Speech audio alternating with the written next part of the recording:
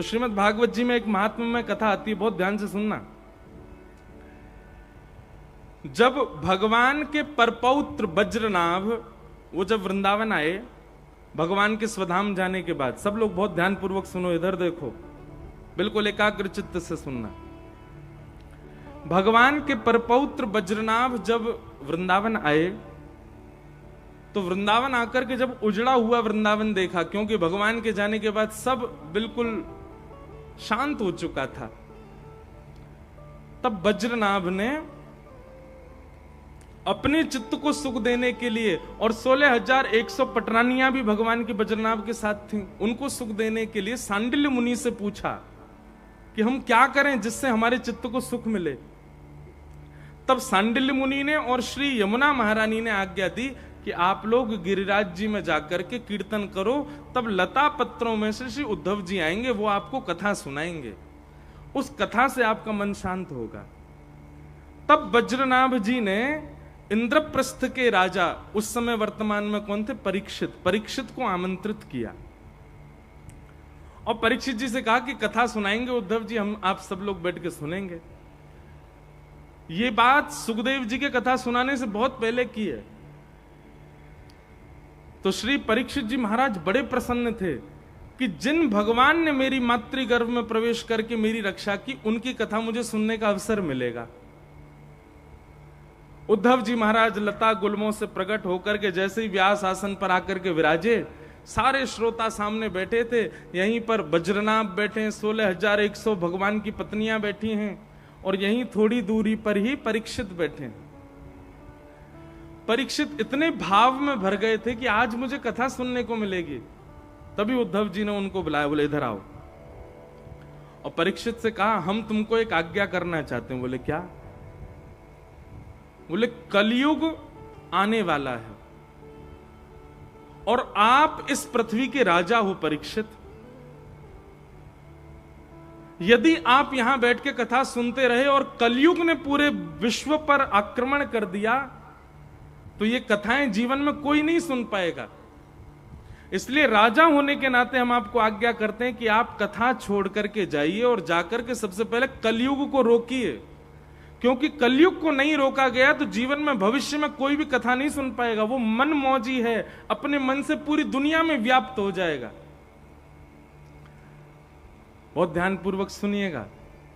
परीक्षित जी महाराज बोले मुझे कथा सुनने को नहीं मिलेगी। बोले अभी आपको छोड़नी पड़ेगी, पर चिंता मत करो, अभी इतने लोगों को आपकी वजह से कथा मिल रही है, इन सबको कथा सुनाने का फल यह होगा कि आपको कथा सुनाने के लिए भगवान ही सुखदेव का रूप धारण करके आएंगे और आपको कथा सुनाएंगे।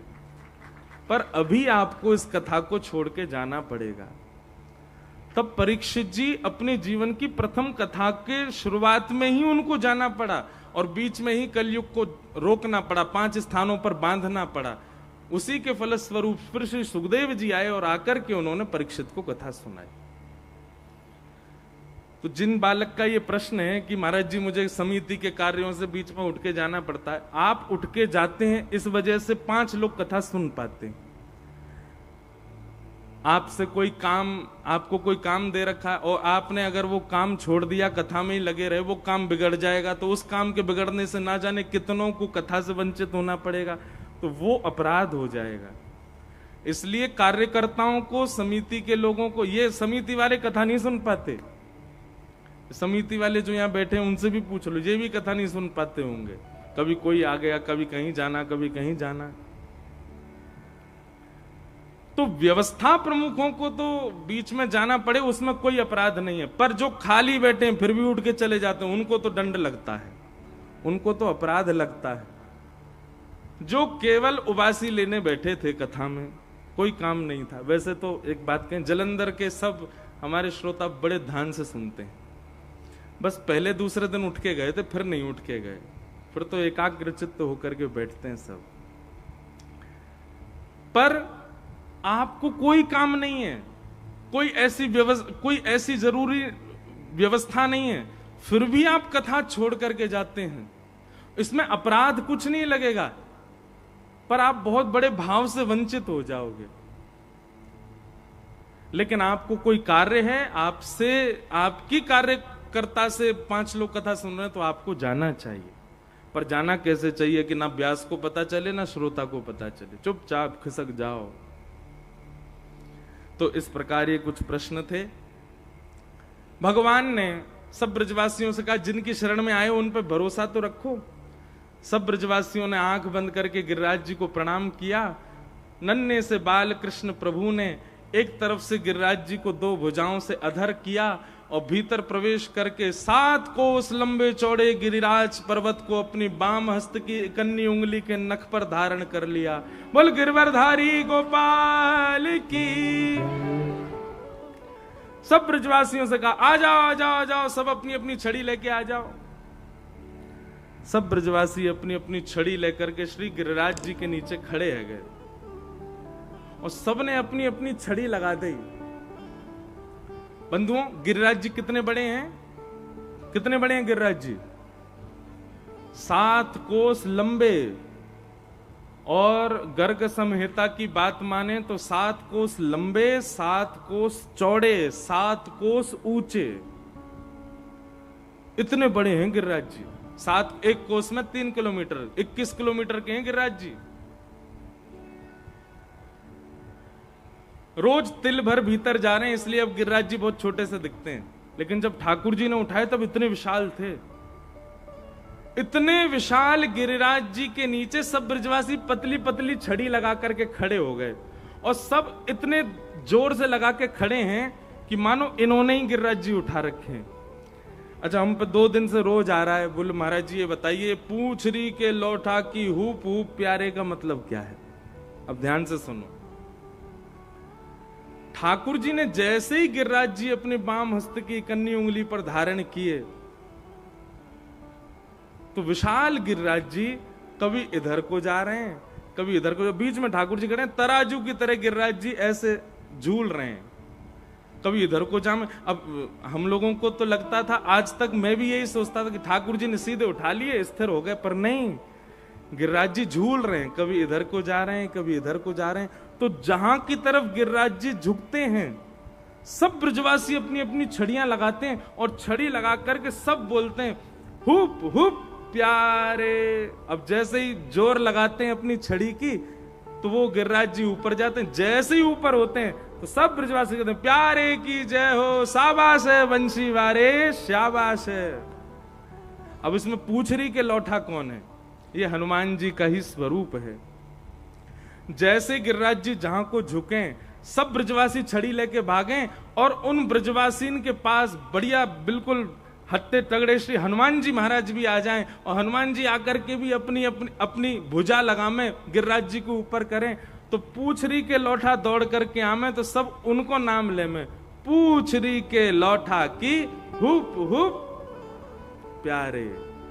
तो ये जब जय जयकार कर रहे थे सब, बीच में खड़े खड़े ठाकुर जी जोर जोर से हंसने लगे, बोले एक बार और बोलो, एक बार और बोलो। अब पल्लंग को गिरिराज जी गए तो सबने वहां जाके बोले पूछरी के लौठा की हुप हुप। ठाकुर जी को ये बहुत प्रिय है। तो जब तक गिरिराज जी ऐसे झूलते रहे तब तक सब ब्रजवासी अपनी अपनी छड़ी लगा लगा करके यही जय जयकार करते रहे, और जब जब ब्रजवासी ये जय जयकार करें ठाकुर जी को जोर की हंसी आवे। लाला को मुस्कुरा तो देख, सब ब्रजवासी बोले लाला को जी जय जयकार बहुत बढ़िया लग गया। अब जब भी लाला कछु विशेष करेगा सब जय को बोलेंगे, जोर से बोलियो पूछरी के लौठा की हुप हुप प्यारे। क्या बात है बंशी वारे, शाबाश है। तो ऐसे ठाकुर जी गिरिराज जी झूल रहे हैं और सब ब्रजवासी अपनी अपनी छड़ी लगा रहे हैं। अब एक समय आया गिरिराज जी स्थिर हो गए और ठाकुर जी बाम हस्त की कन्नी उंगली के नख पर धारण करके खड़े हैं। सब ब्रजवासी अपने अपने पसीना पहुंच रहे हैं, छड़ी लेके खड़े हैं। ब्रजवासी ने कही लाला तू अपनी उंगली नीचे कर ले, हमने अपनी छड़ी लगा ली है, अब गिरिराज जी नीचे ना आमेंगे। ठाकुर जी बोले कैसी बात कर रहे हो, मैंने उंगली नीचे कर ली तो पूरे गिरिराज जी नीचे आ जाएंगे, सब चटनी बन जाओगे। ब्रजवासी बोले हम बे लाला तू यो जानना होगा, तेरी नेक सी उंगली पे गिरिराज जी टिक रहे हैं। अरे लाला हम सबन ने छड़ी लगा रखी है, ज्यादा इतरावे मत, चल अपनी उंगली नीचे कर ले। ठाकुर जी बोले तुम्हें विश्वास ही ना है? अरे तुम्हारी छड़ी पर ना टिक रहे, मेरी उंगली पर टिक रहे हैं। ब्रजवासी बोले लाला देख बात न मत बना, तू उंगली नीचे कर, हमने छड़ी लगा रखी है। ठाकुर जी बोले ठीक है तो फिर संभालो, मैं उंगली नीचे कर रहा हूं। बोले हाँ कर ले लाला। जैसे ही ठाकुर जी ने नेक उंगली नीचे करी महाराज, सबन की चट चट चट चट चट चट छड़ियां टूटने लगी। सब कहने लगे लाला संभाल संभाल संभाल। सबकी छड़ियां टूट गई। ठाकुर जी ने फिर से उंगली लगाई, गिरिराज जी फिर टिक गए। अब तो दूर दूर तक एक भी छड़ी नहीं। और सब ब्रजवासी अपनी छड़ियों को देखें, बोले ये कैसे टूट गई? लाला जिस सांची में तेरी उंगली पर टिक रहे हैं गिरिराज जी। ठाकुर जी बोले हम बे मेरी उंगली पर टिक रहे हैं। कैसे लाला? ये इतना बड़ा गिरिराज पर्वत तेने कैसे उठा लियो अपनी उंगली पे? ठाकुर जी बोले हम जय जय हैं। कौन है? ब्रजवासी बोले लाला नेक दोबारा बोलियो तू कौन है? ठाकुर जी बोले हम जय जय हैं। अच्छा ओ भैया सबरे आइयो ने लाला यो कह रो है ये जय जय। ऐसा कौन सा काम कियो लाला जय तेने जो तू जय जय? ठाकुर जी बोले हमने पूतना मारी, अगासुर मारो, बकासुर मारो, धेनुकासुर मारो, इतने सारे राक्षस मारे, आज गिरिराज जी उठा लियो। अरे ये कोई काम सामान्य बालक कर सके? मैं साक्षात देख वो लक्ष्मी नारायण भगवान की सेवा करे, बात मैंने 1000 बार कही, उनकी मत कर, मेरी कर ले, मैं ही लक्ष्मी नारायण हूं, ना मानो मेरी बात को। जा गोपी ने सत्यनारायण भगवान की कथा करवाई अपने घर पर, याते मैंने कही तू मेरी पूजा कर, याने मेरी बात कभी ना मानी। आज सिद्ध कर दियो ना मैंने, मैं ही भगवान हूं, मैं ही जय जय हूं, मैं ही परमात्मा, मैं ही त्रिलोकीनाथ हूं। मधुमंगल सीधाम बोले मोह धोवो आवे ना बनो जय जय। खोचा में जल लिए हम डोलते रहते, लाला मोह तो धोले, नहावे धोवे है ना, बने जय जय। ठाकुर जी बोले तुम्हें विश्वास ना है रो? बोले लाला हमें ये विश्वास तो है गयो कि तेने गिरिराज जी उठाए, पर ये विश्वास ना है कि तू जय जय। ठाकुर जी बोले तो फिर कैसे उठा लिए मैंने? बोले तेने कोई टोटका कियो है, तेने कोई टोना कियो है, और लाला तो को बतानी पड़ेगी तेने कौन सा टोटका कियो।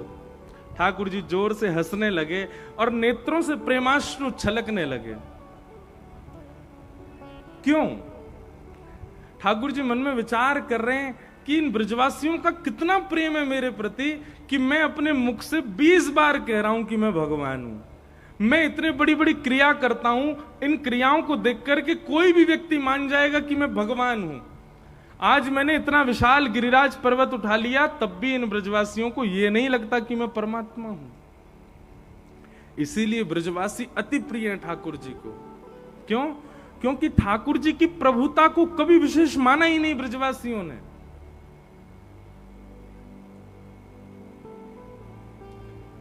हम लोग कैसे हैं पता है? हम आपका स्वभाव कैसा है?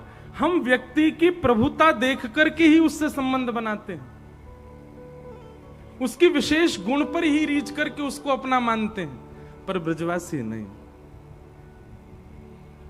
सब ब्रजवासी कह रहे हैं लाला जल्दी कर, जल्दी बता तेने कैसे उठाए गिरिराज जी। मधुमंगल श्रीदामा बोले हम भी अभी बैठेंगे, टोना टोटका हम करेंगे, हम उठाएंगे एक एक गिरिराज।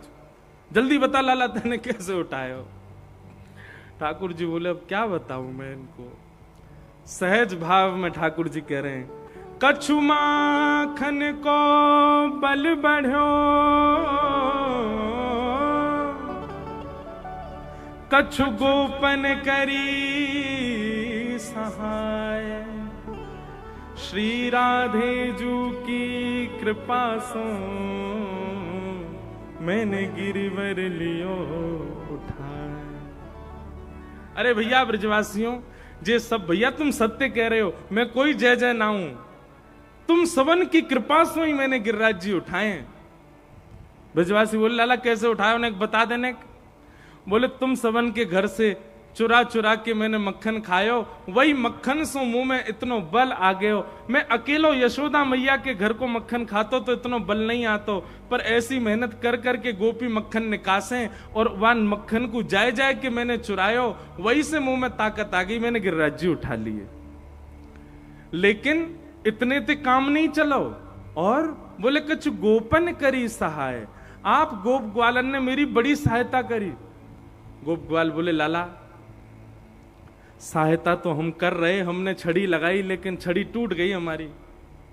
वो नहीं नहीं जे बात ना है, तो बोले जैसे ही मैंने गिरिराज जी धारण किए माखन के बलते, तो आप सब लोगों की दृष्टि मेरी उंगली पे गई, और इतने सारे लाखों वैष्णव ब्रजवासी ने जैसी मेरी उंगली को देखो तो सबन की नेत्रन से दिव्य शक्ति निकल करके मेरी उंगली में आ गई, और आप सबन की शक्ति से मैंने गिरिराज जी उठा लिए। अब बताओ, मैं और आप उस समय ठाकुर जी के पास होते और ठाकुर जी हमसे यूं कहते कि तुम्हारे देखने की वजह से मेरी उंगली में शक्ति आ गई, हम मानते कभी इस बात को? नहीं। क्यों? क्योंकि हम चतुर बहुत हैं, हमारे अंदर चतुराई बहुत है। हम लोगों को बात बात है ये कोई बात है, हाँ, देखने से कोई शक्ति आ जाती है। पर ब्रजवासी इस बात को मान गए, क्योंकि ब्रजवासी सब भोले बहुत हैं। ब्रजवासी के अच्छा लाला हमारे देखवे से तेरी उंगली में शक्ति आ गई, बोले और नहीं तो तुम सबन की शक्ति यहां में आ गई, मैंने गिरिराज जी उठा लिए। ब्रजवासी आपस में गए, तभी तो हम कहें आजकल हम इतने कमजोर कैसे है गए। आजकल चलते चलते सांस फूल जाए हमारी, अब पता चली हमारी शक्ति चुरा ली है लाला ने। ओहो लाला, हमारी शक्ति चली गई लाला में। महाराज इतनो सुनते ही ब्रजवासी ने अपने अपने घर की 56 भोग की डलिया खोली और लिए महाराज मोहन थार उड़ामे, बालूशाही खामे और मेवा बाती खामे। कोई बूढ़ा बुजुर्ग आके बोला, अरे तुम्हें शर्म नहीं आ रही, यहाँ लाला गिरिराज धारण करके खड़ो और तुम्हें जेमने की पड़ रही है। ए बाबा तू ना जाने, कहीं ना लाला ने अभी हम खामे, हमारे भीतर शक्ति बने और फिर हम लाला को देख लें तो हमारी शक्ति लाला में चली जाए। ये 56 भोग सब हम पामेंगे और फिर लाला को निहारेंगे तो हम सबन की शक्ति लाला में जाएगी, वही से तो गिरिराज जी उठावेगो लाला। ठाकुर जी खूब हंस रहे हैं, जय हो ब्रजवासी इनकी जय हो, इन सबन की बातन की बलिहारी, कितने भोरे हमारे ब्रजवासी। और श्री राधे जू की कृपा सो मैंने गिरिवर लियो उठा। भैया गर्गाचार्य जी पहले ही बोल गए थे यशोदा मैया को, तुम्हारो लाला जब भी कोई दिव्य क्रिया करेगो तो बरसाने के गोप वृषभानु जी की पुत्री राधा रानी की ही कृपा होगी, तभी ये कर पाएगो, नहीं तो नहीं कर पाएगो। आज ठाकुर जी गिरिराज जी धारण करके खड़े हैं, यशोदा मैया सब गोप ग्वालन में ढूंढ रही है, राधा रानी कहां है, अरे भैया किशोरी जी कहां हैं, अरे वृषभानु की लाली कहां है। 3 दिन तक ढूंढती रही यशोदा मैया, पर किशोरी जी नहीं मिली। तब अंत में आकर के लाला के चरण दबाने लगी यशोदा मैया, मेरे लाला की शक्ति कहीं खत्म नहीं है जाए, अरे वो वृषभानु की लाली मिली नहीं रही है। तभी यशोदा मैया ने देखी, बोले लाला तो बड़ा आनंद में खड़ो है, या को तो नेक भी थकान ना है रही, कहीं ऐसा तो ना है छुप करके कहीं बैठी हो वृषभानु गोप की लाली और वहीं से ही लाला की शक्ति बढ़ा रही हो। तभी यशोदा मैया ने पीछे गुफाओं में खोजना शुरू किया, तो ठाकुर जी जिस शिला पर खड़े थे उसके ठीक पीछे जाकर के देखा तो वहां पर सुख आसन में अपने नेत्रों और भ्रगुटी को आकाश की ओर करते हुए किशोरी जी खड़ी हैं, और दिव्य नेत्रों से एक ओजमयी एक प्रकाश निकल रहा है, उसी प्रकाश पर ही गिरिराज जी आकाश में टिके हुए हैं।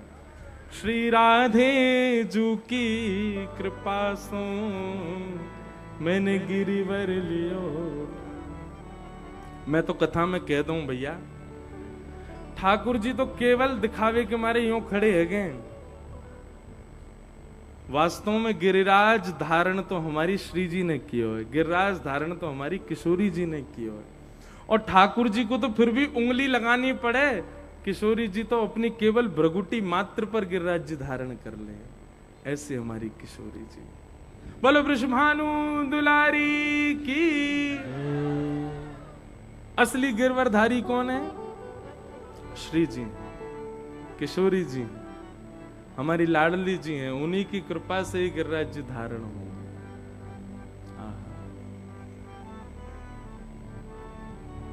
हो ब्रज में रतन राधिका गोरी, ब्रज में रतन राधिका गोरी, ब्रज में रतन राधिका गोरी, ब्रज में रतन राधिका गोरी।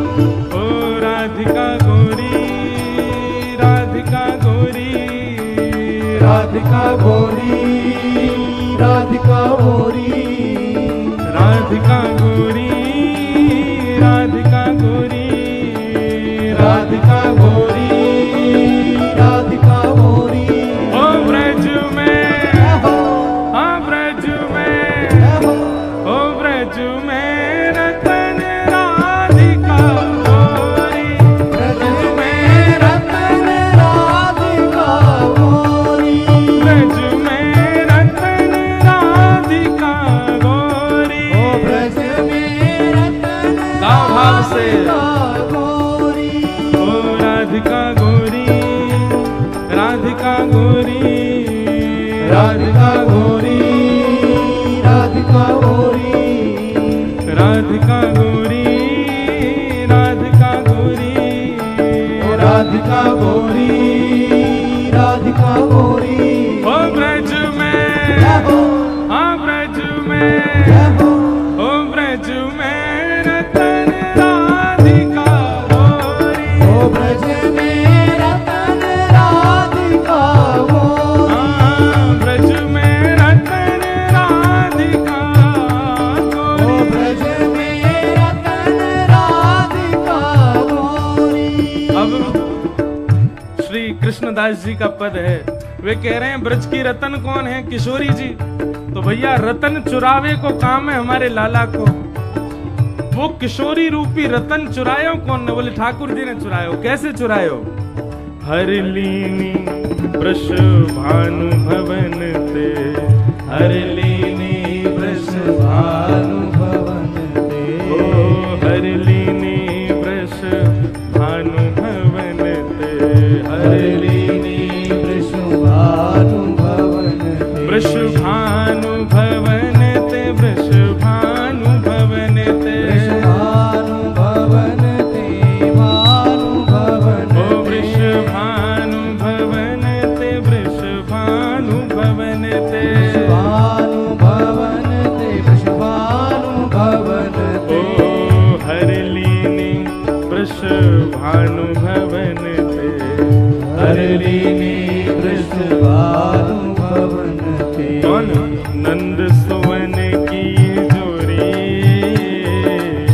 नंद सुवन की जोरी, आनंद सुवन की जोरी, सुवन की जोरी। ओ ब्रज में, हाँ ब्रज में, ओ ब्रज में रतन राधिका गोरी, ओ ब्रज में रतन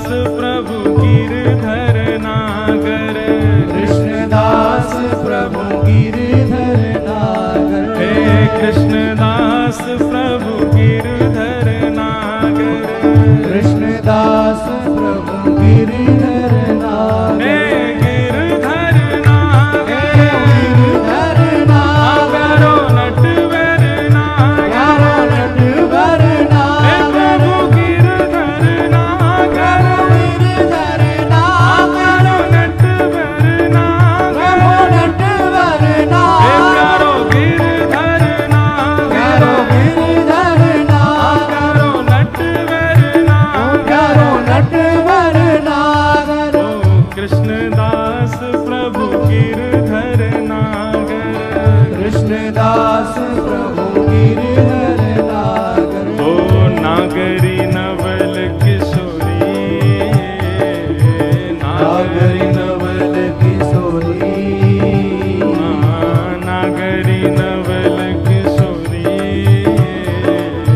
नागरी नवल किशोरी, ओ ब्रज में, जय हो, हाँ ब्रज में, जय हो, ओ ब्रज में रतन राधिका गोरी, ब्रज में रतन राधिका गोरी, ओ ब्रज में रतन राधिका ओ गोरी, ब्रज में रतन राधिका गोरी, ओ राधिका गोरी, राधिका गोरी, राधिका गोरी, राधिका गोरी, ओ राधिका गोरी, राधिका गोरी, राधिका गोरी, राधिका गोरी, ओ ब्रज में, जय हो, हाँ ब्रज में, जय हो, ओ ब्रज में रतन राधिका गोरी, ओ ब्रज में रतन राधिका गोरी,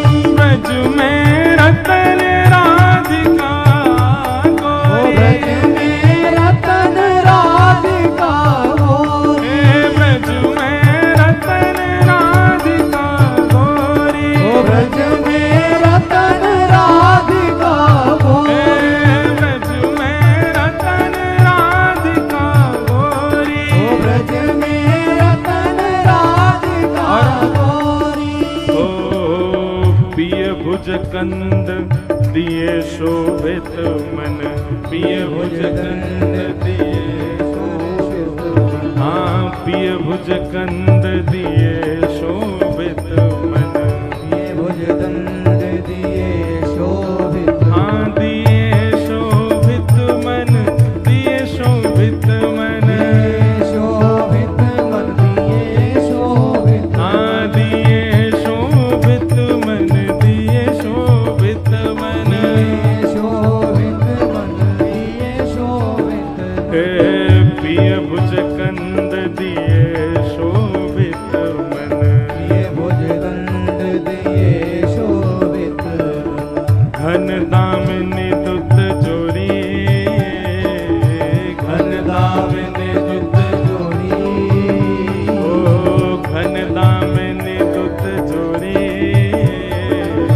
घन दामिनी दुत जोड़ी, ओ ब्रज में, जय हो, हाँ ब्रज में, जय हो, ओ ब्रज में रतन राधिका गोरी, ओ ब्रज में रतन राधिका गोरी, सब ते सुवन राधिका गोरी, ब्रज में सुवन राधिका गोरी, हे ब्रज में रतन राधिका गोरी, ब्रज में रतन राधिका गोरी, ओ राधिका गोरी, राधिका भोरी, राधिका गोरी, राधिका भोरी, हे राधिका गोरी, राधिका भोरी, राधिका गोरी, राधिका गोरी, ओ ब्रज में, जय हो, हाँ ब्रज में, जय हो, ओ ब्रज में रतन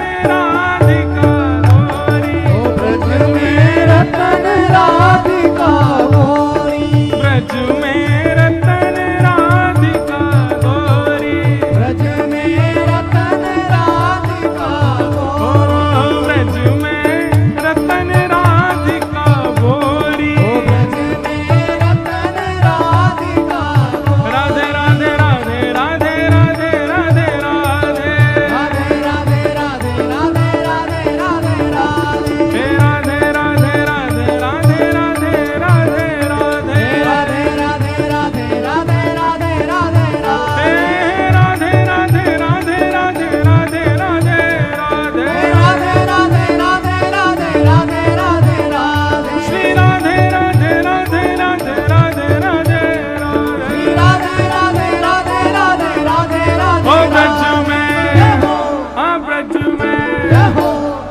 ब्रज में रतन राधिका गोरी, ओ ब्रज में रतन राधिका गोरी, ब्रज में रतन राधिका गोरी, ओ ब्रज में रतन राधिका गोरी, ओ सब में सुगण राधिका गोरी, ओ सब में सुगण राधिका गोरी, हे ब्रज में रतन राधिका गोरी। ओ ब्रज में रतन जय राधिका जय श्री राम बल गिरिराज धरण की। जय। तो भैया कौन ने गिरिराज जी धारण किए वास्तव में? कौन ने? श्री जी ने। ब्रज के रतन ने धारण किए, श्री किशोरी जी ने धारण किए। बड़े रहस्य हैं गिरिराज लीला में, भी बड़ी लीलाएं हैं, बड़ी कथाएं हैं। सबको हम प्रणाम मात्र करते हैं। ऐसे किशोरी जी के श्री चरणों में बारंबार प्रणाम। भगवान ने 7 दिन 7 रात्रि गिरिराज जी धारण किए। तत्पश्चात इंद्र ने आकर के भगवान से क्षमा मांगी। भगवान ने उसको क्षमा किया। आगे भागवत जी में एकादशी व्रत की कथा बताई गई और हम एक निवेदन हर कथा में करते हैं, सब लोग बहुत ध्यान से सुने। वैष्णव यदि आप बने हैं तो 3 निष्ठाओं का पालन जरूर किया कीजिए। एक तो नाम जप निष्ठा, नाम जप जरूर करो। दूसरा तुलसी निष्ठा और तीसरा एकादशी निष्ठा। अभी वृंदावन में और कई जगहों पर बड़ा विवाद हो गया कई बातों को लेकर के। किसी संप्रदाय में तुलसी जी का ये भाव है, किसी में एकादशी का ये भाव है। हम आपसे पहले भी निवेदन कर चुके हैं, वृंदावन रस भूमि है। कौन सी भूमि है? बहुत ध्यान पूर्वक सुनिए, सब लोग मेरी ओर देखिएगा। वृंदावन रस भूमि है। वृंदावन में रस की प्रधानता ज्यादा है। वहां कई बार नियमों का पालन प्रधान नहीं होता है। और रस की भूमि का मतलब प्रेम की भूमि, और प्रेम जहां होता है वहां नियम टूटते ही हैं, नियम कई बार विपरीत होते ही हैं। इस बात को लोग समझ नहीं पा रहे हैं।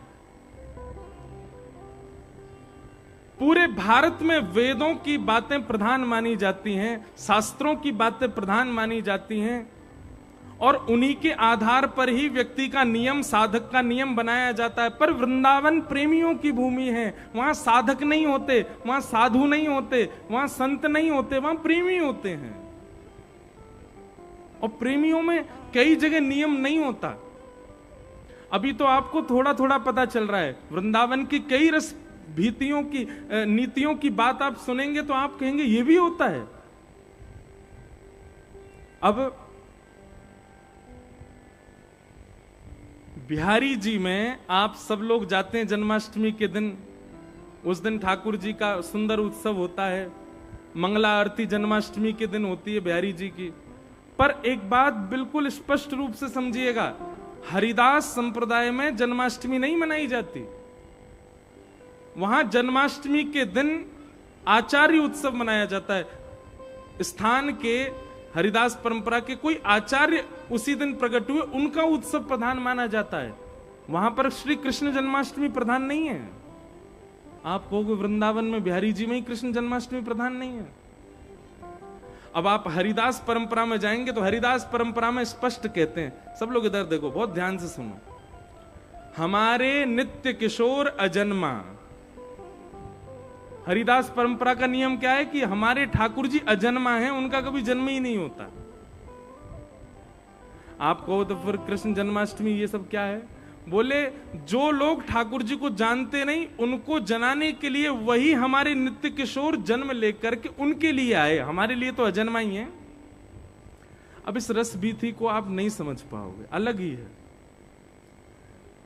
हरिदास परंपरा में राधाष्टमी नहीं मनाई जाती। राधाष्टमी के दिन स्वामी श्री हरिदास जी प्रकट हुए थे, उनका उत्सव मनाया जाता है। ग्रहण होता है, पूरे विश्व में ग्रहण काल में कोई भोजन नहीं करता। ग्रहण में भोजन बनाना नहीं चाहिए, ग्रहण में भोजन करना नहीं चाहिए, ग्रहण में सोना नहीं चाहिए, सारे नियम बताए जाते हैं शास्त्रों में।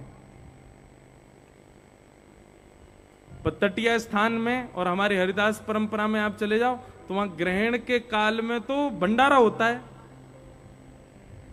एक बार की बात है कि कोई साधक बाहर से जा रहे थे और ग्रहण का समय वृंदावन की परिक्रमा लगा रहे थे। सूर्य ग्रहण पड़ रहा था और सूर्य ग्रहण जब पड़ता है तो एक क्षण के लिए सूर्य अंतर्ध्यान होते हैं। तो सूर्य ग्रहण का समय था, कोई साधक परिक्रमा लगा रहे थे वृंदावन की, और जैसे ही ग्रहण प्रारंभ हुआ तभी उन्होंने देखा कि बड़ी जय जयकार बोल रही है। भैया कहां से? तटीय स्थान में भीतर जाके देखा तो वहां तो पूड़ियां चल रही हैं, सब बढ़िया खीर उड़ा रहे हैं। जाके बोले राम राम राम राम राम, ग्रहण पड़ रहा है और आप लोग भोजन कर रहे हो यहां पे?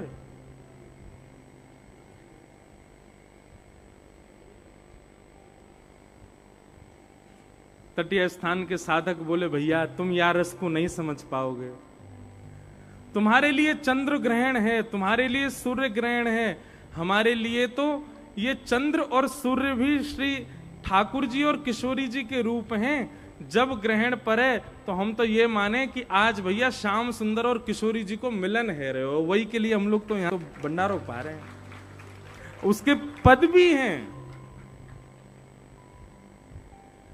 चंद्र ग्रहण पे वे लोग ऐसा माने कि चंद्रमा कौन है? बोले साक्षात हमारी किशोरी जी हैं। वो ग्रहण पड़ते चंद्रमा अदृश्य हुआ। बोले अदृश्य नहीं हुआ, ग्रहण नहीं हुआ, श्याम सुंदर सामने आ गए, सामने आके आलिंगन कर लियो किशोरी जी को। अब इस रस बीथी को आप कैसे समझ पाओगे? हमारे वृंदावन की रस परंपरा, रस चर्चा, उसको बहुत गोपनीय रखा गया। हमारी गलती है, हम लोगों ने, व्यास परंपरा ने अभी व्यास मंचों से बहुत कहना शुरू कर दिया है। हम ये विचार नहीं करते कि भाई जितने लोग दिख रहे हैं सब योग्य हैं, पर इनमें कोई अयोग्य भी तो बैठा होगा। इसलिए मंचों से चर्चा होनी चाहिए, पर इतनी अंतरंग चर्चा ठाकुर जी की नहीं सुनानी चाहिए। अब वही हो रहा है, पूरे वृंदावन में विवाद चल रहा है, लोग उस पर प्रश्न उठा रहे हैं, ये कैसे कर दिया आप, ये कैसे हो जाता है ये। अरे भाई कईयों की परंपरा है, उस परंपरा को आप नहीं समझ पाओगे।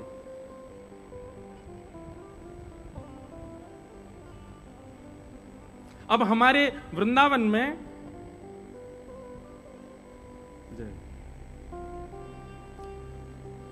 एकादशी नहीं रखते कई परंपरा के लोग, एकादशी का नियम ही नहीं है, वहां पे रखना ही नहीं है एकादशी।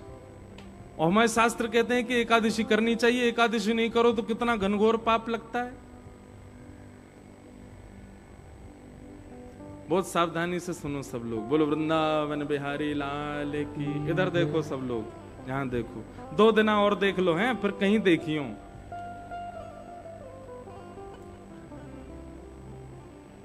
एकादशी नहीं रखी जाती वृंदावन में कई परंपरा में। वहां एकादशी ना रखने का कारण क्या है? अब हमारे लिए एकादशी का नियम क्या है? इसका मतलब ये नहीं कि तुम भी छोड़ दो, तुम्हें तो फिर पाप लग जाएगा। ये उन परंपरा वालों को ये अधिकार है कि वो नहीं करें तो उनके लिए ठीक है, पर हमको तो रखनी चाहिए, हम तो वैष्णव है, हमको करना ही है। पर जिस परंपरा में एकादशी का विधान नहीं है वहां क्यों नहीं है, सुनिए। उनके यहां ऐसी भावना है कि एकादशी में अन्न में पाप का निवास होता है, अन्न में पाप का निवास होता है एकादशी के दिन, इसलिए अन्न नहीं पाना चाहिए। लेकिन हमारे वृंदावन की रस परंपरा में ऐसा मानते हैं कि भाई कल ठाकुर जी को रात्रि में भोग लगा, भोग लगने से पहले अन्न था, पर ठाकुर जी के सन्मुख पधराने के बाद वो भोग हो गया। अब वही भोग आज हम उसको देख करके पीछे कर रहे हैं। बोले क्यों? आज तो एकादशी है, आज तो हम अन्न पाएंगे नहीं, तो भोग का तो तिरस्कार हो जाएगा। उनकी भावना ऐसी है, रस परंपरा की भावना ऐसी है, कल जो भोग था आज एकादशी होने पर वो पाप कैसे हो सकता है? वो आज भी भोग ही है, इसलिए हम आज भी पाएंगे। इसलिए वहां की परंपरा में एकादशी नहीं है। जगन्नाथपुरी में एकादशी नहीं है? केवल जगन्नाथपुरी में एकादशी नहीं है, वहां एकादशी क्यों नहीं है? बोले भैया एकादशी उस अन्न को लगती है जो मानव बनाते हैं, पर जगन्नाथपुरी में तो रसोई घर की अधिष्ठात्री लक्ष्मी है, और लक्ष्मी यदि किसी अन्न को छू ले उसमें पाप कैसे आ जाएगा? आ ही नहीं सकता। इसलिए जगन्नाथपुरी में महाप्रसाद पाने में कोई दोष नहीं, बल्कि जगन्नाथपुरी में तो अदबद के चावल ही खवाए जाते हैं एकादशी के दिन। क्यों? क्योंकि लक्ष्मी बनाती हैं। वहां ऐसी भावना नहीं है कि वहां रसोई में कोई पुरुष भोजन बना रहा है या कोई पुरुष भोग सिद्ध कर रहा है। वहां की भावना ऐसी है कि जितने भी लोग रसोई घर में लगे जगन्नाथ जी के में, सब लक्ष्मी जी का अवतार हैं, सब लक्ष्मी जी के रूप हैं। इसलिए लक्ष्मी यदि अपने हाथ से कुछ बना रही है उसमें पाप कैसे रह सकता है? इसलिए भैया हमारी आपसे प्रार्थना है, वृंदावन की कई रस बीथियों में कई परंपरा शास्त्रों से, वेदों से, नियमों से बहुत उल्टी हैं। आप उसमें अपना दिमाग लगा करके और खास करके सोशल मीडिया पर उसको डाल डाल करके किसी परंपरा पर प्रश्न चिन्ह मत उठाइए। उस परंपरा को जानिए, उस परंपरा को समझिए। हम रामानुज वैष्णव परंपरा से हैं, पर पूज्य गुरुदेव भगवान की इतनी कृपा, संत जनों की इतनी कृपा, हम पंचायती हैं। हम सारी परंपराओं को पढ़ते हैं, सारी परंपराओं को मानते हैं, सबको वंदन करते हैं, सबकी कथा सुनाते हैं, सबके भाव को स्वीकार करते हैं और अपने तिलक वैष्णव स्वरूप, अपने गुरु मंत्र और अपनी परंपरा का निर्वहन करते हैं।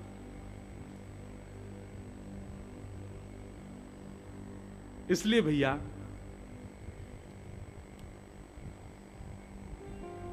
कई बार वृंदावन की रस बीथियों में, कई बार वृंदावन की रस चर्चाओं में शास्त्र और वेदों की बातों को जबरदस्ती लगाना जरूरी नहीं है।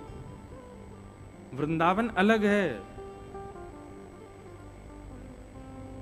हां,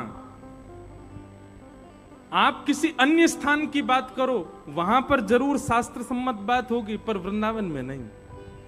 अब ऐसे तो नियम है, बिना घंटी घड़ियाल के ठाकुर जी की आरती होनी चाहिए। कभी बिहारी जी में होती है, घंटी नहीं बजती, घंटा ही नहीं बजते, कोई घड़ियाल नहीं बजते, शंख वंख कुछ नहीं बजाते वहां पे, केवल आरती घूमती है। क्यों?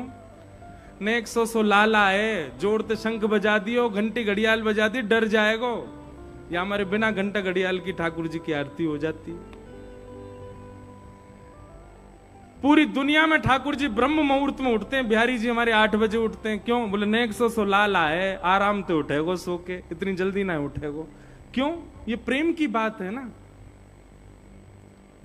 जहां प्रेम और रस प्रधान होता है वहां पर शास्त्र आज्ञा गौड़ हो जाती है। इसका मतलब ये नहीं शास्त्र आज्ञा माननी नहीं है, पर जहां रस और प्रेम प्रधान है वहां वो चलेगी नहीं, वहां उस भाव को आप रख नहीं पाओगे।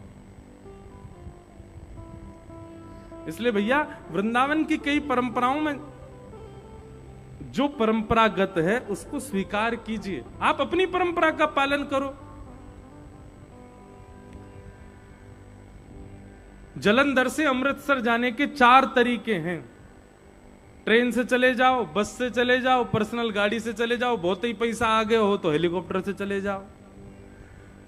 साधन 4 हैं पर पहुंचना तो सबको अमृतसर ही है ना। इसी प्रकार परंपराएं अलग अलग हैं पर पहुंचना सबको ठाकुर जी के पास ही है। अब बस की परंपरा में जो चलने वाला है, गाड़ी वाला सोचे कि नहीं भाई बस में एसी क्यों नहीं चल रहा, गाड़ी तो हम कहीं भी रोक के कुछ भी खा लेते हैं, बस क्यों नहीं रुकती सब जगह। अरे भाई बस की अपनी परंपरा है, वो अपने तरीके से चलेगी, जहां रुकना है वहीं रुकेगी, जहां चलना है वहीं चलेगी, जहां से मुड़ना है वहीं मुड़ेगी। अब गाड़ी की तरह बस थोड़ी चल जाएगी। ऐसे ही परंपराएं भी अलग अलग हैं, परंपराओं के मार्ग और परंपराओं की गतियां भी अलग अलग हैं। उसको उसका सम्मान कीजिए, उस पर प्रश्न मत उठाओ।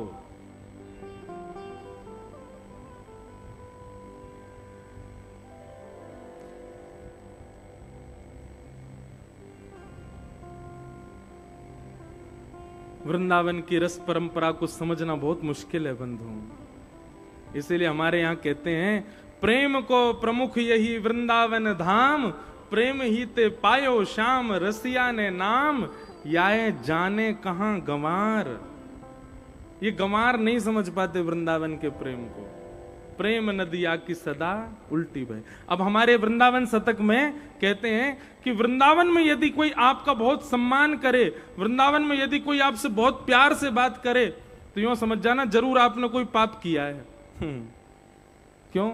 बोले वृंदावन में तो तब जानो जब गारी पड़े, वृंदावन में तो श्रेष्ठ तब जानो जब कोई तुम्हें कोहनी मार दे, वृंदावन में तो श्रेष्ठ तब जानो तुम्हारे पीछे कोई डंडा लेके भागे, दारी के 2-4 गारी देवे तब समझो हाँ भैया जिस वृंदावन में ठाकुर जी में गारी पड़ी वह वृंदावन में हम में गारी ना पड़ी तो फिर हमने कहा कियो। जा वृंदावन में ठाकुर जी उखल से बांध दिए वह वृंदावन में हम सम्मान की इच्छा रख रहे हैं। जा वृंदावन में छड़ी लेकर के यशोदा मैया लाला के पीछे दौड़ रही है, वह वृंदावन में हम चाह रहे हैं कि हमको सब लोग महाराज जी कह के बुलावे। सम्मानम कलयाति घोर गरलम नीचपुमानम सुधा श्री राधा मुरली रवो ब्रज सके वृंदावनम मात्यज। वृंदावन में सम्मान नहीं, वृंदावन में तो यूं सोचो कोई ब्रजवासी ने हमको गारी दे दे, इसका मतलब ये नहीं कोई तो हाथ जोड़कर ने गारी दे दो हमको, नहीं, कछु ऐसा कर जाओ कि तुम में गारी पड़े। कई ब्रजवासियों को, कई वैष्णवों को जो बाहर से आते हैं वो वृंदावन में अद्भुत के ऐसे काम करेंगे जासो उनमें नेकाद थोड़ी जो है गारी पड़े। ऐसे भी लोग हैं कई। वृंदावन को समझना सामान्य बात नहीं है, अद्भुत है वृंदावन।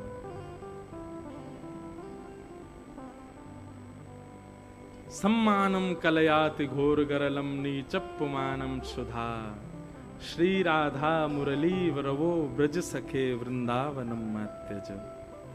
इसलिए भैया अब देखो हरिराम व्यास जी की एक चर्चा सुनाऊं। हरिराम व्यास जी संतों के भक्तमाल जी में लिखा है कि हरिराम व्यास जी इतने संत वैष्णव स्वरूप के उपासक थे कि कोई झूठे को तिलक लगा के आ जाता हरिराम व्यास जी उसको भी प्रणाम करते थे। एक बार हरिराम व्यास जी की संत भेष की परीक्षा लेने के लिए, कि भाई इनकी संतों में बड़ी निष्ठा है, परीक्षा लेने के लिए एक संत उनके यहां पर प्रसाद पाने आए। तो हरिराम व्यास जी जुगल किशोर जी की सेवा करते थे। हरिराम जुगल किशोर जी अभी कहां विराजते हैं? पन्ना में, मध्य प्रदेश में। पहले वृंदावन की ठाकुर हैं। तो जुगल किशोर जी की सेवा करके राजभोग थाली में सजा करके भिजवा रहे थे मंदिर में। इतने में एक संत आ गए और संत ने आगे कहा, व्यास जी हमको बहुत जोर की भूख लगी है, कछु प्रसादी पवाओ। तो हरिराम व्यास जी बोले, महाराज जी थोड़ी देर विराजो, अभी राजभोग की थाल गए हो भीतर, पहले जुगल किशोर जी भोग लगा लें, फिर प्रेम से आप पहियो। तो संत ने क्रोध कर दिया, बोले अच्छा, हम एक तो सुबह से भूखे प्यासे, ऊपर से तुम हमको और प्रतीक्षा करने के लिए कह रहे हो। अरे अभी 40-45 मिनट जुगल किशोर जी भोग लगाएंगे, तब तक हम भूखे बैठे रहेंगे क्या? हरिराम व्यास जी बोले, नहीं नहीं नहीं नहीं भगवान आप बैठो, सुनो जुगल किशोर जी का थाल बाद में जाएगा, पहले इनको पवाओ। ठाकुर जी का थाल सामने से उठवा लिया, भोग ही नहीं लगने दिया ठाकुर जी का, और भोग थाल मंगवा करके संत के आगे रखा। बोले पहले आप जीम लीजिए, ठाकुर जी बाद में पालेंगे, हमें पता है ये वृंदावन है, यहाँ ठाकुर जी को बुरा नहीं लगेगा, ठाकुर जी चाहे पहले वैष्णव पावे, आप पाओ। तो संत तो परीक्षा लेने आए थे कि मैं संत भेष, इनकी संतों में कितनी निष्ठा उसकी परीक्षा लूं। तो संत ने पहले में तो पास हो गए, बताओ ठाकुर जी का भोग उठवा दिया संत के लिए, जबकि ये पाप है। आप ठाकुर जी का भोग कैसे उठवा सकते हो? पर हरिराम व्यास जी के मन में ये आई कि पाप लगेगा तो नरक चलो जाऊंगा, लेकिन संत भूखो नहीं रहना चाहिए। ठाकुर जी ने कहा देर भूखे रह लेंगे, थाल धरवा दियो।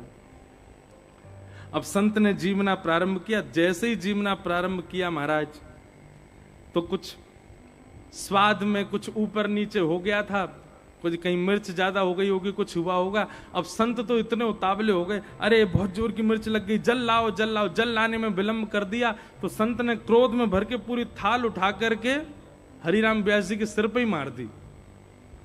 हरिराम व्यास जी खीर पकौड़ी कढ़ी पूड़ी आदि सब में सन गए, और पूरे ऊपर से नीचे तक जब सन गए तो नेत्रों से अश्रुपात करते करते और संत चरण में गिर करके बोले, धन्य भाग, मैंने तो सुनी थी भैया कि संत बड़े कृपालु, पर आज तो देख लियो मैंने। कोई ने आकर के गई, उनने आपके मुंह पे थाल मार दी और आप कह रहे हो कृपा संत की। हरिराम व्यास जी बोले, भैया या ब्रज की परंपरा है कि यहां संत जब प्रसाद पाले तो उनकी पत्तल में जो झूठन बच जाए, वाकू पाने से करोड़ करोड़ कल्पन तक करवे वारे यज्ञ को फल प्राप्त होवे। लेकिन धन्य है ऐसे संत, इनने शीत प्रसाद ही छोड़ी नहीं मेरे लिए, सीधे मेरे मुंह पे ही मार दे। बोले तू ही पाला याकू। भाव की बात। अब हम आप सब लोग होते तो हम क्या करते? संत की FIR होकर आते, बनते हैं संत, अपने मन मुंह पे थाल मार रहे हैं हमारी पे। लेकिन हरिराम व्यास जी का भाव क्या है? बोले शीत प्रसादी छोड़ी नहीं, मेरे मुंह में पधरा दी इन्होंने। धन्य है ऐसे संतन को। संत के तो महाराज वो तो परीक्षा लेने आए थे, तुरंत उन्होंने हृदय से लगाया और हृदय से लगा करके कहा, बोले भैया जुगल किशोर जी के दर्शन कराओ। आज जुगल किशोर जी इतने प्रसन्न, जैसे ही कपाट खोले जुगल किशोर जी की 2 दत्तुइयां दिख रही थी, इतने प्रसन्न थे आज जुगल किशोर जी। हरिराम व्यास जी के भाव पर। वृंदावन के भाव उल्टे हैं, वृंदावन के भाव सब जगह से विलग हैं। इसलिए वहां की परंपराओं पर, वहां के भावों पर प्रश्न मत उठाया कीजिए। वहां जैसी जो परंपरा है, वहां जैसी जो विधा है, उसको। अब देखो एक और बात बताऊं, कई बात नहीं बताऊंगी आपको, मैं सब बताऊंगा भी नहीं तो प्रश्न घूमेंगे फिर। राधा वल्लभ जी में 40 दिन होरी चलेगी, खूब रंग उड़ेगो, लेकिन धुलेटी वाले दिन, जिस दिन पूरे वृंदावन में होली हो रही होगी, उस दिन वहां पर रंग नहीं उड़ता। ठाकुर जी बिल्कुल नीट एंड क्लीन व्हाइट वस्त्र में खड़े होंगे, एक रंग की बौछार नहीं उड़ा सकते आप, निषेध है। क्यों? बोले उस दिन कोई आचार्य का तिरोभाव उत्सव है, उस भाव से वहां पर होली उत्सव नहीं होता। हमारे वृंदावन में आचार्यों के उत्सव प्रधान हैं, और आचार्यों ने जिस भाव से जैसी नियम बना दी वो नियम प्रधान है। वहां पर कई बार शास्त्र और वेदों की बातों को इतना प्रधान नहीं माना जाता। इसलिए वहां की परंपरा में आप हस्तक्षेप मत कीजिए। वृंदावन में जिस परंपरा में जो भाव है उसको वैसे स्वीकार, अपनी परंपरा का पालन करो। हमारी परंपरा में एकादशी है, हमारी परंपरा में भोग में तुलसी पधराने की परंपरा है, हमारी परंपरा में आरती में घंटे घड़ियाल बजाने हैं, हमारी परंपरा में ठाकुर जी को धूप दिखानी। अब कई मंदिरों में धूप आरती नहीं होती, क्यों? ठाकुर जी को खांसी आ जाएगी धूप कर दे तो। अब सब जगह अपने अपने भाव है। अब श्रीनाथ जी में शयन आरती नहीं होती, गिने चुने दिन हैं साल भर में, केवल तभी शयन आरती होगी। क्यों शयन आरती क्यों नहीं होती? बोले वहां ये भाव है कि श्रीनाथ जी रात में यहां सोते ही नहीं है, सोने तो वो गिरिराज जी जाते हैं, तो गिरिराज जी में शयन आरती होती है। वहां उदयपुर से 800 किलोमीटर दूर गिरिराज जी में 700 किलोमीटर दूर, वहां शयन आरती होती है ठाकुर जी की। क्यों? बोले ठाकुर जी सोवे यहां जामे। सबकी अपनी अपनी भाव, अपनी अपनी परंपरा।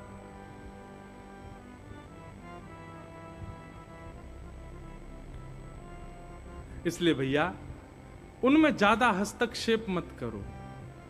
आजकल मुझे सुनाई दिया कुछ ऐसा कि किसी परंपरा पर सब लोग प्रश्न उठा रहे हैं, ऐसा कैसे हो गया, ये कैसे हो सकता है। अरे भैया ये वृंदावन है, वृंदावन प्रेम का प्रधान है। हम अपनी परंपरा का पालन करें, पर वहां की जो निज परंपरा, वृंदावन की रस परंपरा है, उस पर आप हस्तक्षेप मत करो।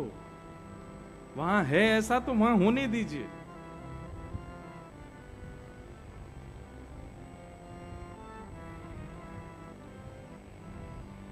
तो एकादशी,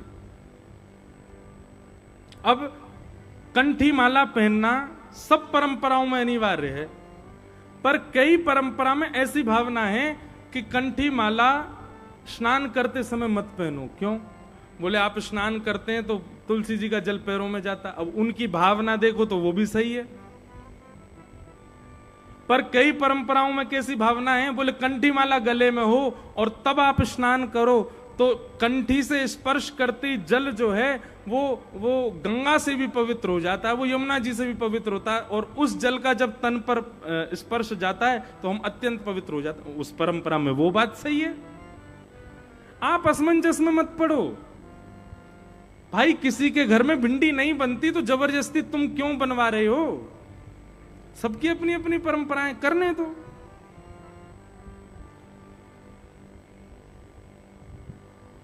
अपनी परंपरा का पालन करो, अपनी गुरु आज्ञा का पालन करो। और तुम्हारे कोई गुरु नहीं है तो फिर जल्दी ढूंढो कोई गुरु। अच्छे गुरु जीवन में होने चाहिए, एक पथ प्रदर्शक होने चाहिए, एक ठौर पकड़ के रखो, एक परंपरा में रहो। तो 3 निष्ठा वैष्णव के जीवन में होनी चाहिए। पहली नाम जप, दूसरी एकादशी, और तीसरी तुलसी। अब एकादशी निष्ठा देखो, श्री नामदेव जी महाराज ऐसी एकादशी रखते थे। नामदेव जी का नियम कैसा था पता है? वो खुद तो एकादशी रखते थे, और उनके आगे दिखने वाला कोई भी उनको दिख जाता, जो एकादशी नहीं रखता, जबरदस्ती उसके मुंह पे ही खड़े हो जाते, बोले तेरी भी करवाऊंगा आज, जब तक द्वादशी नहीं लग जाए कुछ खाने नहीं दूंगा। ऐसे थे नामदेव जी महाराज। तो एक बार ठाकुर जी उनकी परीक्षा लेने के लिए एक दीनहीन से ब्राह्मण बन के चले गए, और द्वार पर जाकर के भगवान धड़ाम से गिरे, एक ब्राह्मण बन के गए। नामदेव जी दौड़ कर गए, ओहो ब्राह्मण देवता है, ब्राह्मण देवता, भगवान क्या हो गया? जल्दी उनको बैठाया, चरण मलने लगे। तो ब्राह्मण के रूप में भगवान बोले, मैं बहुत भूखा हूं नामदेव जी, मुझे बहुत दिन से भूख लगी है, कुछ पाया नहीं है, बहुत लंबा चल के आया हूं, मुझे जल्दी कुछ पवा दो। नामदेव जी बोले, आज तो एकादशी है, एकादशी के दिन तो कुछ नहीं पाते। भगवान बोले, अब एकादशी तुम लोग करो भैया, मेरे को काय करवाओ, मुझको जल्दी कुछ पवा दो। नामदेव जी बोले, क्षमा करें, आप चाहो तो दूध पी लीजिए, आप चाहो तो केला खा लो, आप चाहो तो सेब खा लो, फल खा लो, पर अन्न नहीं। ब्राह्मण बोला, मुझे तो अन्न की भूख है। अरे भैया रोटी खवाओ, सब्जी खवाओ, चावल खवाओ। बोले, माफ करना भगवान, आज तो एकादशी, आज नहीं पवा सकता। ठाकुर जी बोलने लगे, मेरे प्राण निकल जाएंगे, अगर मुझे अन्न नहीं खवाया तो मेरे अभी प्राण निकल जाएंगे। नामदेव जी बोले, बहुत अच्छा, प्राण निकल जाए तो एकादशी के दिन प्राण निकलेंगे, सीधे वैकुंठ ही जाओगे, लेकिन अन्न नहीं मिलेगा आपको खाने को। पड़ोसी इकट्ठे हो गए वहां पे, पड़ोसी इकट्ठे होकर के सब कहने लगे, अरे नामदेव तुम एकादशी करो, अपने परिवार से करवाओ, बेचारे ब्राह्मण को क्यों मार रहे हो? नामदेव जी बोले, क्षमा करना, आज मैं इनको करने नहीं दूंगा, आज तो इनको एकादशी होके रहेगी इनकी। कोई पड़ोसी आया, ब्राह्मण का हाथ पकड़े, आप मेरे घर चलो, मैं आपको रोटी पवाऊंगा। नामदेव जी चरणों में गिर गए, बोले, जाने भी नहीं दूंगा। अब मुझे पता चल गया है कि ये अन्न खाएंगे तो मेरी एकादशी भी टूटेगी, मैं इनको भी नहीं खाने दूंगा। भगवान इस स्थिति तक में पहुंच गए, बोले कि मेरे प्राण निकलने वाले हैं, मैं बस अंतिम श्वास आ ही रही है, मेरे प्राण निकल ही जाएंगे, नामदेव मुझे कुछ खिला दो। बोले, भैया सब बैठ के भजन करो, आप सीधे वैकुंठ जाना, हाँ आज एकादशी है। पानी को मना नहीं कर रहे हैं, दूध पी लीजिए, केला खा लीजिए, सेब खा, फल खा लो, पर अन्न नहीं। भगवान बोले, अभी तक तो नामदेव पास हो रहा है, लेकिन अब प्राण निकाल के देख ही लेते हैं। और उस दीनहीन से ब्राह्मण के रूप में भगवान ने अपने प्राण निकाल दिए, अचेत होकर गिर गए पृथ्वी पर। जैसे ही अचेत होकर के गिरे, सबने जल डाला, नाड़ी देखी, धड़कन देखी तो अचेत हैं। सब लोग कहने लगे, अरे नामदेव ऐसी एकादशी क्या काम की, एक ब्राह्मण मर गया तेरे द्वार पे आके। नामदेव जी के नेत्र सजल हो गए, लकड़ियां इकट्ठी करके लाए, अपने घर के आंगन में ही चिता बना दी, और उस पर ब्राह्मण देवता का शरीर पधरा दिया। ठाकुर जी मनी मन सोच रहे हैं, अरे ये तो इस पर कोई फर्क नहीं पड़ रहा है। लेकिन अंत तो गत्वा नामदेव जी बोले, भैया मेरी वजह से एक ब्राह्मण ने एकादशी के दिन प्राण त्यागे, इसलिए मैं भी इनके साथ जीवित समाधि लूंगा। और नामदेव जी भी चिता पर बैठ गए। जैसे ही अग्नि प्रज्वलित करी महाराज, तुरंत ब्राह्मण के रूप में श्री पंडरीनाथ भगवान प्रकट हो गए। प्रकट होकर के नामदेव जी को हृदय से लगा लिया और हृदय से लगा के बोलो, मैं तो परीक्षा ले रहा था तुम्हारी एकादशी निष्ठा की। एक बात बहुत ध्यान से सुनिएगा बंधुओं, एक होता है कट्टरपंथी होना और एक होता है निष्ठावान होना। दोनों में अच्छा क्या है बताओ? निष्ठावान। निष्ठा होना उसको कट्टरपंथी नहीं कहते। जैसे कई लोग अपने नियम के प्रति बड़े कट्टर होते हैं और वो अपनी कट्टरता में नामदेव जी जैसे बन जाते हैं। नामदेव जी कट्टर थे एकादशी के प्रति, पर उनकी कट्टरता कैसी थी? दूध पी लीजिए, चरणों में गिर गिर के कह रहे हैं आप फल पा लीजिए, बड़ी प्रसन्न मुद्रा में कह रहे हैं। कोई जबरदस्ती क्रोध में नहीं भर गए कि भाई ये नियम तोड़ दिया तुमको पाप लगेगा, नरक जाना पड़ेगा, ये नरक जाना पड़ेगा, पाप लगेगा, ऐसा हो जाएगा। ये कट्टर लोग बोलते हैं। निष्ठावान व्यक्ति तो चरण में गिर करके कैसे भी नियम का पालन करवाएगा।